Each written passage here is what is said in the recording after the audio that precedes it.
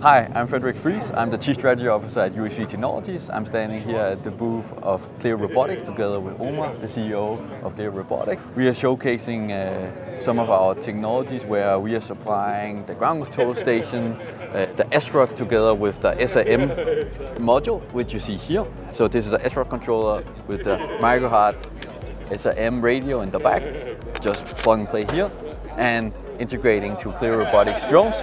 So this is our drone here, which we developed. It's called the Dronut. It is used primarily for operation in indoors, confined spaces, and areas where they're hard to access and you wouldn't want to send a person in. The primary use cases are inspections and ISR reconnaissance for defense and government customers. We integrated with the SRoC and also other UXV controllers. Now we've seen a lot of success so far and we're continuing to grow. We're actually releasing the next version of the Dronut in the next few months.